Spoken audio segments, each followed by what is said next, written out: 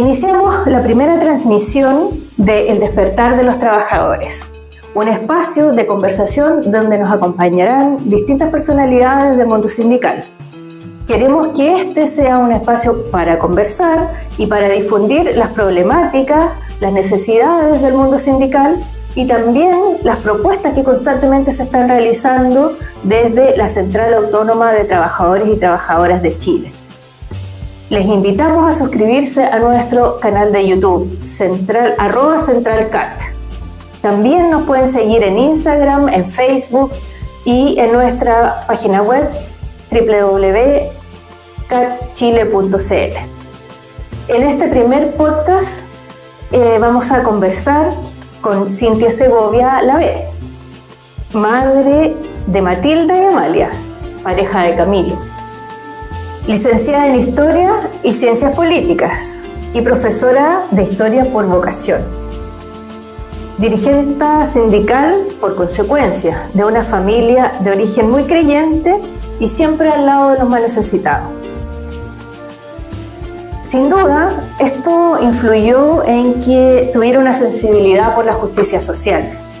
Cintia nos cuenta que un jefe de UTP un día le dijo: Cintia, creo que tendrás que postular a la directiva del sindicato porque nunca te callan lo justo y te van a echar por eso.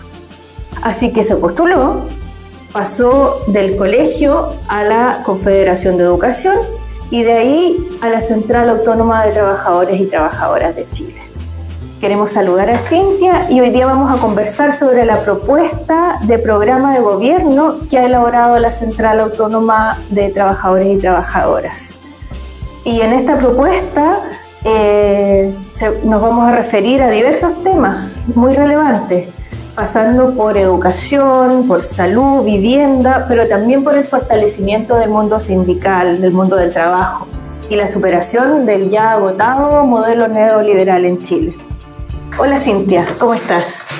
Hola, bien, muy contenta de que se abran estos espacios cuando nace el mundo sindical, ¿no es cierto? En Chile, una de las primeras tareas que hizo Recabarren junto a su pareja, ¿no es cierto?, fue recorrer el norte del país y luego el centro para educar a los trabajadores y trabajadoras. Lamentablemente eso se ha ido perdiendo con el tiempo y muchas veces nos pasa que como que en el mundo del sindicalismo, como que los dirigentes nos vemos obligados a formarnos, pero se nos olvida formar a las bases. Así que creo que este programa es un buen espacio para eso. En eso estamos y también invitamos a que distintas personas que quieran venir a nuestro programa nos escriban para que vayamos teniendo a todos aquellos que quieran manifestar sus propuestas, sus necesidades, también puedan contar con este espacio. Esa es la idea de este programa. Y como decía, vamos a hablar, la CAT se reunió para diseñar una propuesta de programa de gobierno. Y en ese sentido queremos agradecer a todo el directorio que estuvo trabajando intensamente, junto a Marcela Vera, que es economista, a Hernán Lagos y a Pedro Buscovich también, por este trabajo que realizaron con el Consejo Directivo Nacional de la Central Autónoma de Trabajadores. Cintia, tú estuviste en ese trabajo y queremos saber cuál es el objetivo de crear una propuesta de programa de gobierno de parte de la CAT. Bueno, a diferencia de los otros periodos presidenciales, de los otros gobiernos que tuvimos de turno, la Central Autónoma se sumaba a ciertos proyectos, no sé, tú nos decías cuál nos identifica más, cuál protege más a los trabajadores. Entonces, desde esa mirada nosotros nos sumábamos, ¿no es cierto?, a algún programa que representara en alguna medida los intereses de los trabajadores y trabajadoras. Pero en esta ocasión nos planteamos de una manera distinta. Lo que nosotros vamos a hacer en esta ocasión es decir, este es nuestro programa de gobierno, se lo vamos a presentar, ¿cierto?, a ciertas autoridades, pues hablaremos a cuáles, y según eso es si nosotros apoyamos o no, pero cuando ellos incorporen nuestras ideas, no va a ser al revés, no es como que nosotros vamos con la venia, y eso también nos fortalece en la autonomía, porque como nosotros somos la Central Autónoma de Trabajadores y Trabajadoras, nosotros, y eso no significa que no seamos políticos, porque todo es política, ¿no?, pero no estamos adscritos precisamente a un tipo de partido político y eso nos garantiza la autonomía de decir, esta es nuestra propuesta de gobierno, este es el gobierno que necesitamos y queremos como trabajadores y trabajadoras Si eso lo suman al que ya tienen, nosotros apoyaremos esa idea, o si en alguna medida esa idea está, pero no es al revés. Ahora nosotros vamos con una iniciativa y esa es la que nosotros proponemos que se realice. O sea, esta es parte de un fortalecimiento también de la CAT en ese sentido, de tener nuestra propia propuesta. ¿Cuáles son los principales aspectos, dirías tú, que plantea este programa de gobierno? Bueno, aquí tengo unos apuntes porque es un programa bien largo, así que para que no se me olvidara lo importante. Bueno, yo creo que lo primero es hablar de una economía sustentable. Yo creo que el sistema neoliberal está en una crisis grande, incluso porque ya no cumple como los deseos y las propuestas que tenía. El otro día salió un artículo justamente que los jóvenes ahora estadounidenses, incluso europeos, ya hablaban como de la mentira del capitalismo, porque por más que estudien o se esfuercen, ellos ya no van a lograr obtener ese nivel de calidad de vida porque hay mucha competencia. Entonces ya se estaba diciendo que en algún momento esto se iba a acabar, así como en algún momento Francis Fukuyama hablaba del fin de la historia cuando cae el muro de Berlín. Parece que se acerca el fin del capitalismo, porque cuando hablamos de economía sustentable es esta economía, ¿no es cierto?, que entra en armonía con el medio ambiente. Y hoy día esa conciencia se ha ido perdiendo, entonces nuestro proyecto es tener un modelo económico que permita el crecimiento económico, pero que vaya de la mano del desarrollo humano. O sea, que vaya de la mano de la calidad de vida de las personas, del acceso, ¿no es cierto?, a los medios, a internet, de la educación. O sea, que de verdad las personas sientan que si tenemos un país rico, ¿no es cierto?, tenemos una mejor calidad de vida y que los trabajadores y trabajadoras no trabajamos solamente por migajas, sino que también somos parte del modelo. Entonces, es una de las políticas que hice. Entonces, el Estado para eso tendría que pasar a ser un Estado productor, que fue algo que, bueno, que América Latina se planteó con el modelo ICI, ¿no es cierto?, después de la crisis del 29, que no resulta, pero en realidad no resulta porque los poderosos no quisieron que resultara, porque hoy día si nos volvemos a plantear en ese escenario, si los países de América Latina dejamos de ser solo productores de materia prima y nos convertimos, ¿no es cierto?, en países industrializados, son ellos los que salen perdiendo, por lo tanto van a colocar siempre vallas. Pero también creemos que, lo vamos a explicar más adelante, pero con alianzas, ¿no es cierto?, de países del continente americano que son potencias y se han ido fortaleciendo estos vínculos, nos hacemos cada vez más poderosos, podemos avanzar a ese tipo de modelo. Profundizar en la democracia es otro punto importante que tenemos, la participación ciudadana en Chile, el voto volvió a ser, ¿no es cierto?, ahora obligatorio, porque había descendido mucho la participación ciudadana, y eso es algo que nosotros también pasa en el mundo sindical. La sindicalización no está igual a los años 70, ¿no? Pero ha ido creciendo. Pero el voto es un aspecto. Exactamente. Entonces, ¿cuáles serían otros espacios donde nos podríamos abocar a profundizar esa democracia y esa participación? Bueno, yo de mi rol de profesora me toca mucho hablarle de esto, sobre todo a los jóvenes. Uno no deja de ser ciudadano porque no vota, porque yo le hago a tercero medio, por ejemplo, no vota. Y yo digo, hay otros canales que la gente no ocupa. Incluso, hoy día les voy a dar un pequeño ejemplo. Estábamos hablando de los edificios verticales que se hacían en Estación Central, ¿no es cierto?, cuando la gente reclama posts que se hacen en el 2012. Y ahora ya hay un plano regulador por la participación ciudadana. Entonces, los ciudadanos podemos participar de manera local y recuperar esos espacios comunitarios en los que podemos hacer. O sea, hay una segregación socioespacial también que se da mucho en Chile, ¿no es cierto?, que donde tú vives, supuestamente también es tu calidad de vida y tiene una relación. Pero la relación es porque esos ciudadanos tampoco se hacen cargo de su espacio. Entonces, volver a recuperar nuestro espacio de participación ciudadana, incluso desde la junta de vecinos, que se recupere desde los clubes deportivos. Entonces, tiene que haber una participación no solo política que se adscribe al voto, sino una participación civil, una participación social o comunitaria, y recuperando los espacios, recordar que la democracia significa el gobierno del pueblo, por lo tanto, es el gobierno de las personas y no al revés. Muchas veces como que casi los presidentes, los políticos aquí, como si fuera el rey o la reina, y la gente le hace un beneplácito cuando en realidad la democracia es el gobierno del pueblo.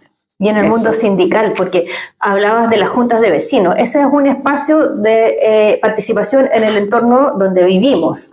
Ahí tenemos una instancia. ¿Y qué pasa después, por ejemplo, en el lugar donde trabajo? Bueno, ahí avanzando, en nuestro programa de gobierno, por supuesto, habla de la negociación colectiva y de la política salarial, porque los trabajadores y trabajadoras tenemos que recuperar nuestro espacio donde nos desenvolvemos el trabajo dignifica a las personas. Nadie podría decir, no, yo me quedo en la casa y que el Estado me mantenga, porque las personas que hacen ese trabajo también es un trabajo, ¿no? Que son las personas que tienen cuidado de niños y de personas en alguna situación. Y hemos ido avanzando en eso, en el reconocimiento del cuidado, que no es que estén libres en la casa. Entonces, desde ese punto de vista, recuperar los espacios de organización sindical.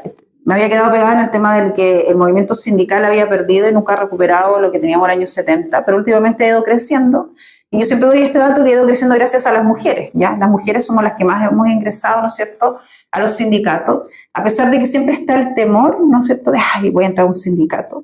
Otro día salió un reportaje, hace muy poco, la semana pasada, diciendo que las personas que están en un sindicato ganan 36,6% más que la gente que no está en un sindicato.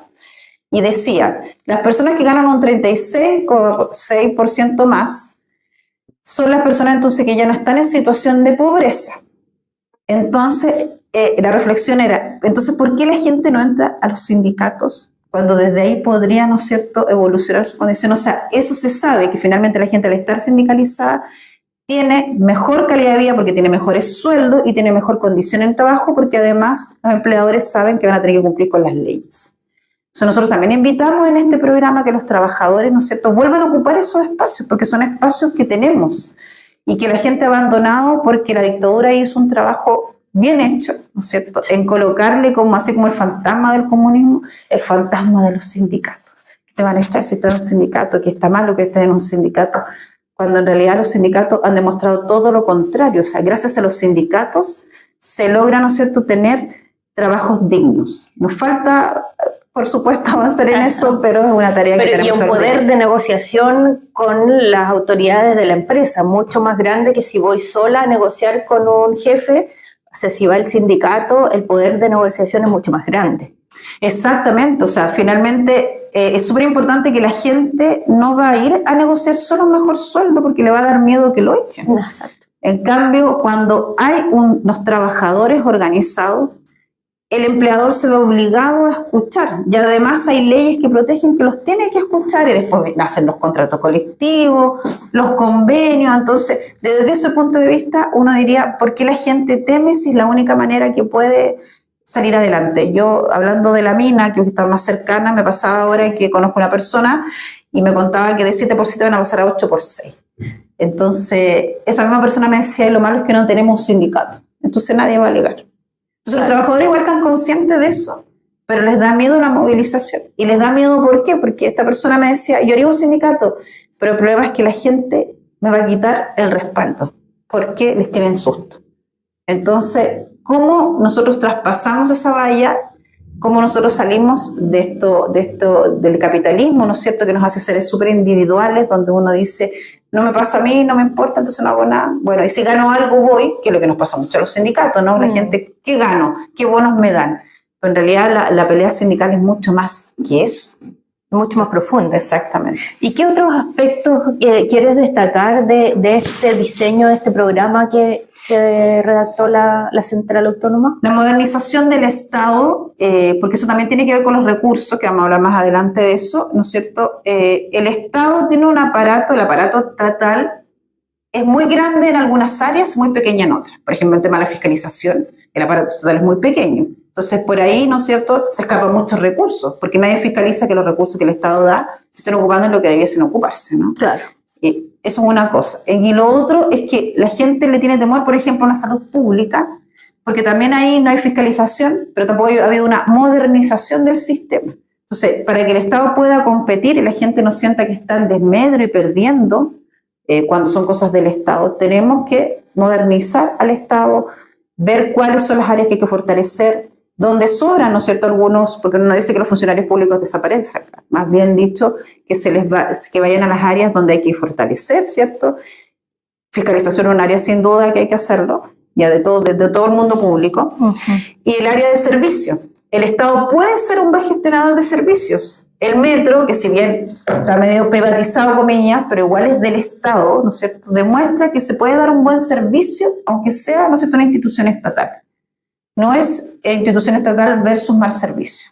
Eso lo tenemos que cambiar y hay formas, hay diseños, hay modelos en el mundo. Nos estamos creando, ¿no es cierto?, el hilo negro para poder hacerlo. Es otro punto importante. Y de los trabajadores y trabajadoras, algo que me faltó decir que yo creo que es muy relevante, es la Defensoría Pública de los Trabajadores y Trabajadoras. Así ¿cómo sería eso? A ver. Como una Defensoría de la Niñez, porque el problema de la inspección del trabajo, ¿no es cierto?, es que uno va y hace una denuncia, pero para que esa denuncia después se convierta en un juicio y te vayan a defender más allá, es un proceso además largo, engorroso, que en general de las 500.000 denuncias, 1 o 2 terminarán en juicio, que hace la Dirección del Trabajo. En general no tenemos un precursor, como se dice, que esté asociado solo a los trabajadores y trabajadoras en el Estado para que vele porque esto pase. El tema de las 40 horas es un ejemplo y además de la importancia de la sindicalización, porque saca una normativa, una ley del Estado, ¿no es cierto?, que todos vamos a ir bajando. Por ejemplo, en la educación no está eso, un dato para que sepamos. ¿Y qué pasa con la ley? Después, los lugares que tenían sindicato se cumplen, los que no tienen no se cumplen. Pero si hubiese un precursor, o sea, un defensor de los trabajadores y trabajadoras, daría la orden de cumplir porque tendría que estar en ese rol, de que se defiendan, ¿no es cierto?, todas las políticas gubernamentales en favor de los trabajadores y trabajadoras.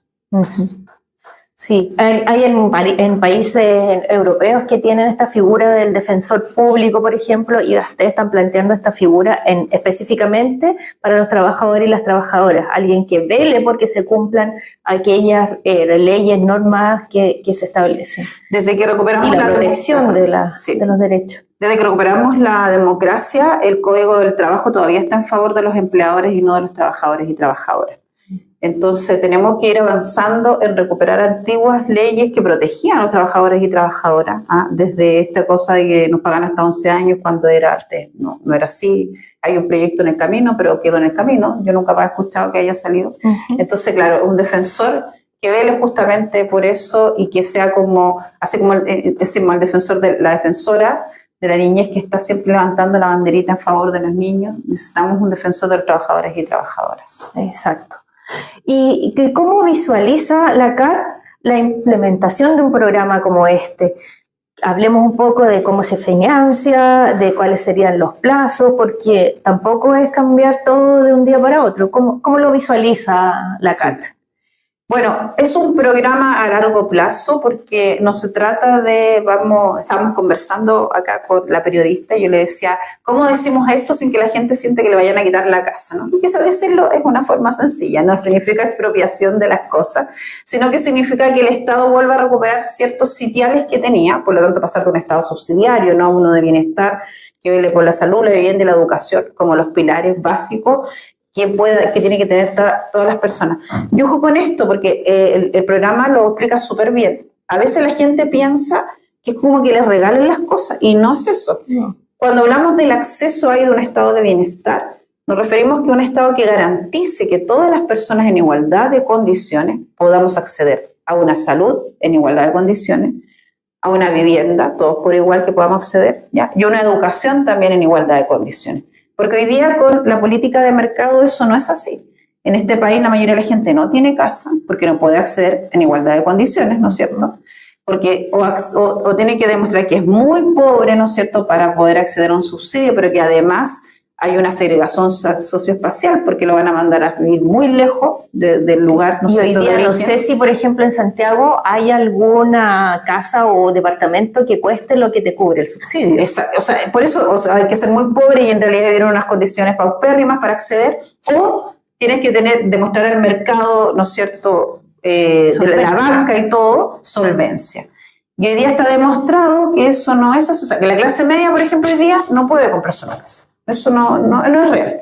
Entonces, cuando hablamos de acceso, nos referimos a que nosotros pretendemos, ¿no es cierto?, que el Estado garantiza, al ser un estado de bienestar, el acceso. Entonces va a ser, por ejemplo, que el Banco Estado baje las tasas, baje los requisitos, y así todas las personas, la clase media, pueda acceder a un crédito financiado por parte de la banca, pero en conjunto con un subsidio del Estado para que pueda acceder a una vivienda, que es algo súper básico. Y cuando hablamos de educación, también nos referimos a una educación que pueda competir también a nivel del mercado, porque hoy día también siguen ocupando las plazas. Me refiero, las universidades de mayor prestigio siguen ocupándolas la gente del barrio alto. Claro. A ese lugar no llega, algunos, pero en general siguen llegando lo mismo de los colegios, ¿no es cierto?, donde pagan más y no sé qué, a la Universidad de Chile, a la Universidad Católica, a las universidades que salen en los rankings. Y eso también es porque no accedemos en igualdad de condiciones a la educación, porque yo que trabajo en educación partimos mucho más atrás. Entonces, cuando tratamos de competir, ya los otros van 20.000 kilómetros adelante. Entonces, también nosotros planteamos de que tiene que ser un Estado que favorezca eso. Entonces, que el Estado vuelva a recuperar cosas que tenía, por ejemplo, el tema de los recursos. Recordemos que cuando nace Codelco, el Congreso, el 100% del Congreso votó a favor de la nacionalización. Y este programa, que ya nace en los años 70, también fue de a poco. Primero se empezó con la chilenización, ¿cierto?, que la hizo Frei, donde se hizo de la mayoría de las acciones, y después pasamos con Allende la nacionalización. O sea, nosotros sabemos que ahí hay una recuperación que tenemos que hacer. Porque la mayoría hoy día de la minería, aunque la gente no lo crea, igual está en manos de privadas, no del Estado. Lo que pasa es que nosotros tenemos las minas más grandes, digo nosotros, el Estado, ¿no? Chuquicamata y el Teniente son las más grandes, pero no son las que como un 30 y tanto la tiene el Estado versus casi el 70% hoy día está en manos de privados. En manos de privados y de extranjeros también. Exacto, por lo tanto estamos diciendo que el sueldo de Chile, porque siempre se le ha dicho el sueldo de Chile, la mayoría del sueldo de Chile no está en las manos del Estado. Nosotros creemos malamente que es así, pero cuando la dictadura toma esto, si bien deja esas 2 minas para el Estado, el resto lo reparte de nuevamente en los privados y también pierde todo esto de, yo siempre le digo, antes estaba Chilectra, ¿no es cierto? Esos nombres antiguos, ¿no es cierto? Entonces, el tema de la electricidad, del agua, que es tan básica, todas estas cosas que eran tan básicas, todas eran estatales. El Estado tenía IANSA, el azúcar también era del Estado, ¿ya? Entonces tenemos muchas empresas que eran del Estado que funcionaban muy bien, porque hoy día, ¿por qué cortarse cuando se corta la luz? Podemos pasar, porque nos pasó en el verano, ¿no? Días sin luz. Porque los dueños de la luz no viven en Chile, entonces no les va a importar. Están en otra parte. Entonces, al cambio yo me acuerdo cuando yo era chica, se cortaba la luz, uno llamaba, iban al tiro, porque era del Estado. Entonces, esas cosas que son como sencillas, el Estado puede recuperar empresas.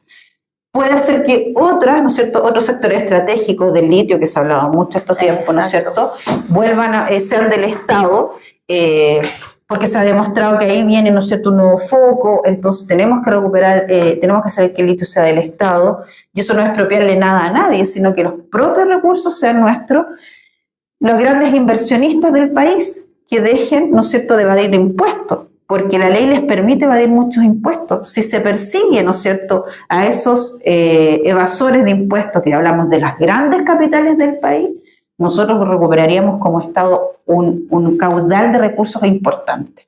Y con la modernización del Estado también se recuperan otros recursos, porque se están fugando muchos en otras cosas versus en las áreas que tendrían que ser importantes, ¿ya? Otra cosa importante es el tema de los bloques, ¿no es cierto? Estos tratados de libre comercio, nosotros sabemos que Chile tiene tratados de libre comercio importantes y todo, pero cierto, siempre con una asimetría. O sea, el país que es más poderoso, comillas, digo yo, porque en realidad ellos nos extraen nuestros recursos naturales, si nuestros recursos naturales no serían los países industrializados y poderosos que son, no, pero nos extraen los recursos naturales, ¿cierto? Y nosotros tenemos tratados de libre comercio, pero nosotros siempre les damos más a ellos que ellos a nosotros. Entonces nosotros creemos que hay que fortalecer bloques que ya están, o sea, insisto, no vamos a crear nada nuevo, que ya existen, como el bloque ALBA, el CELAC, y los bloques, ¿no es cierto?, que tienen que ver con el continente, como son BRICS y Mercosur, ¿ya? Que eso ya también se hizo un foro. Y hablando de la política del susto y del miedo, mucha gente con el tema del BRIC como que dijo, ¡ay, que Trump se iba a enojar con Chile! Y que iba a ser una cosa terrible. Y al final, Chile, dentro de los países del continente, fue el que logró, ¿no es cierto?, que no se nos va a subir más de 10%, y de hecho el cobre nada, sigue habiendo excepción cero.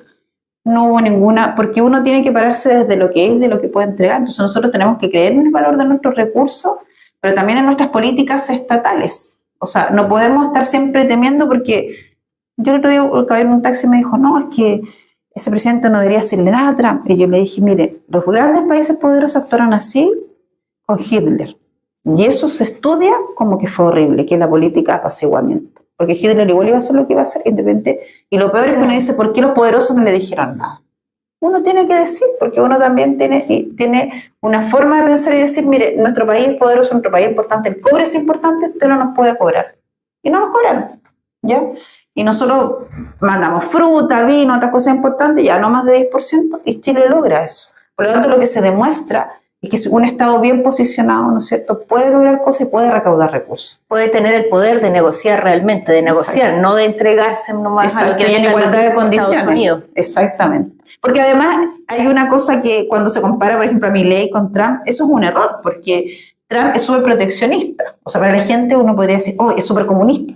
Claro, es para ellos. Para ellos, claro. ¿Cierto? Protege sus cosas versus las otras. Cambio, Milei es muy liberal, entonces hay una cosa ideológica y de cómo funciona la economía que la gente como que tiene ciertos conceptos mal, entonces como que le tienen miedo a Trump. Si Trump lo que hace, de verdad, como su política es bien comunista porque es súper proteccionista, quiere como cuidar sus recursos, entonces coloca más impuestos a los de afuera para que la gente se vea obligada a comprar sus recursos.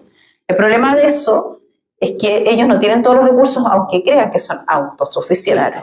Claro. Como con el tema del cobre, que no lo son, con el petróleo tampoco, entonces como dependen de otros, se ven obligados a negociar. Y negociar en igualdad de condiciones, que yo creo que Chile lo hizo muy bien ahora, y también lo que demuestra es que el Estado chileno sí está preparado, ¿no es cierto?, para recuperar recursos, para hacerse cargo de ciertas industrias, porque así como tenemos un Codelco para el cobre, nosotros proponemos una industria, ¿no es cierto?, para el litio y para otras zonas estratégicas, y entre eso está la electricidad, que es vital, ¿no es cierto?, para que un Estado industrializador sobreviva.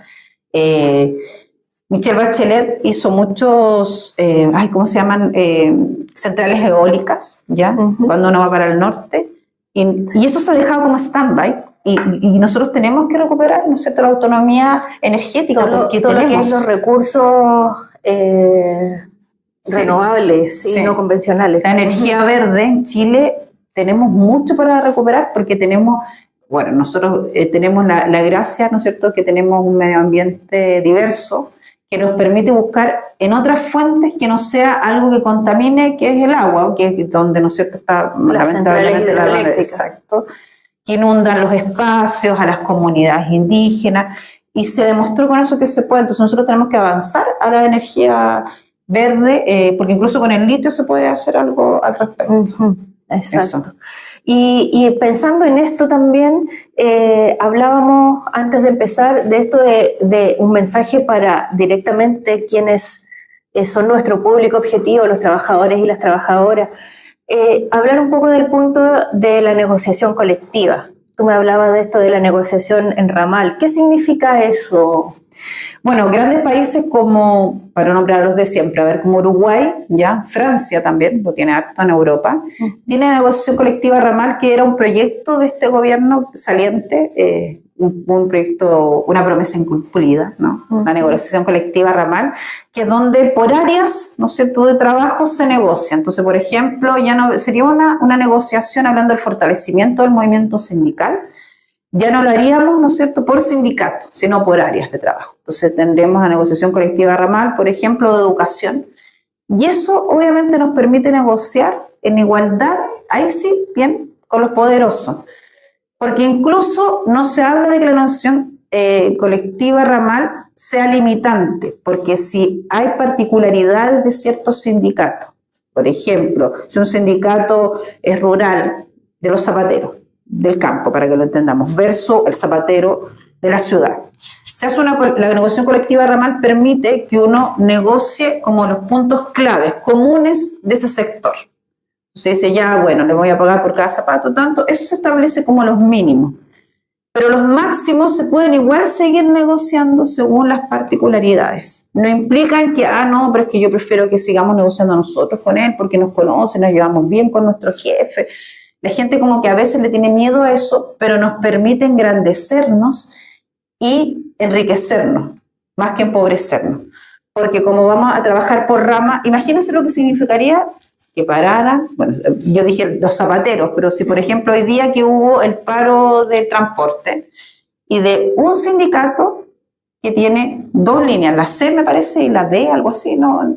El día de hoy, si parara todo el transporte urbano de Chile, sería un caos.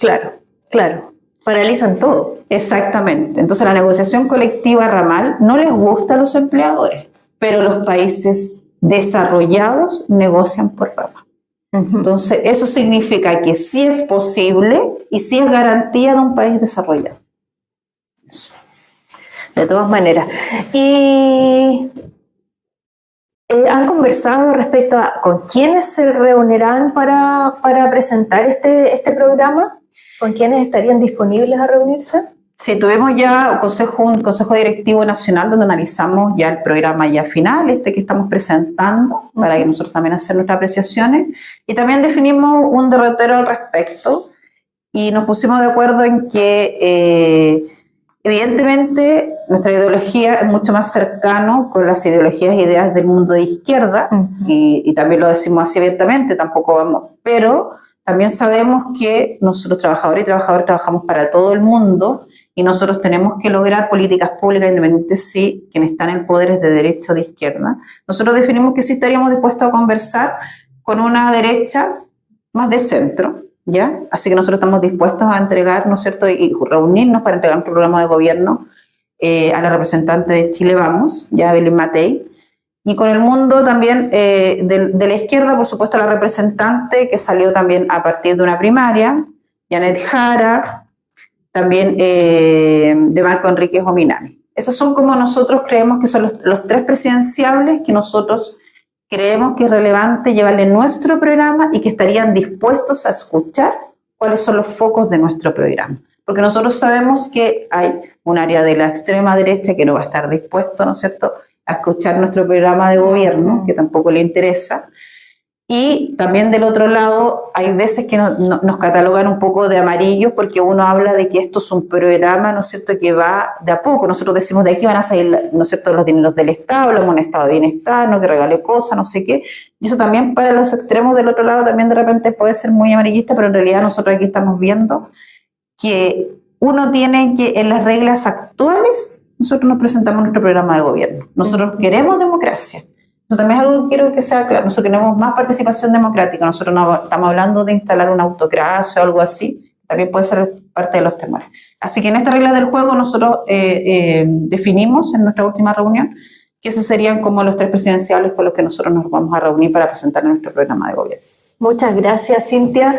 Gracias por estar en este primer capítulo de El despertar de los trabajadores. Vamos a hacer el despertar de los trabajadores y las trabajadoras. Sí, es una frase de Recabarren, de un medio que promovió Luis Emilio Recabarren. Y le vamos ahí a poner el trabajadoras también, porque algo fundamental que destacaba Cintia es que hoy día los sindicatos están también conformados por muchas mujeres.